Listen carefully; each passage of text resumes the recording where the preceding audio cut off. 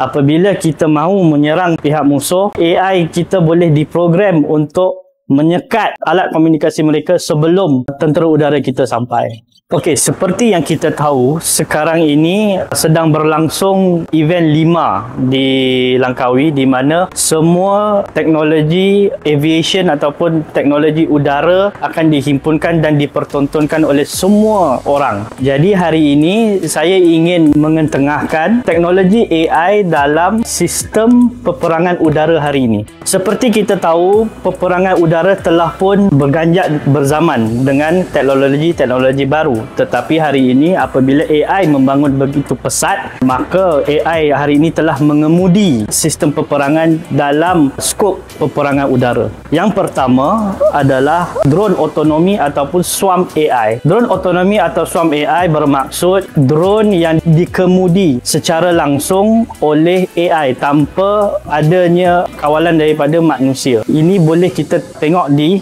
program offset yang dilakukan oleh Defense Agency Research Project Agency ataupun DARPA di Amerika Syarikat. Yang kedua adalah AI dogfight. Dogfight ini bermaksud pertempuran antara dua pesawat tempur. Pesawat-pesawat tempur ini dibawa secara langsung oleh AI tanpa ada pilot manusia. Dan kita dapat lihat ini dalam satu research yang dilakukan oleh DARPA, iaitu dinamakan Alpha Dogfight, dan dalam research tersebut telah menunjukkan bahawa apabila AI mengemudi pesawat tempur, dia adalah lebih milisaat laju daripada manusia. Ketiga, sumbangan terbesar bagi saya dalam peperangan udara ini adalah sistem predictive analysis. Predictive analysis untuk Air Force ataupun tentera udara ini sangat penting kerana mereka dapat map out satu misi supaya selamat untuk pesawat-pesawat yang nak dihantar untuk misi. Dan perkara ini digunakan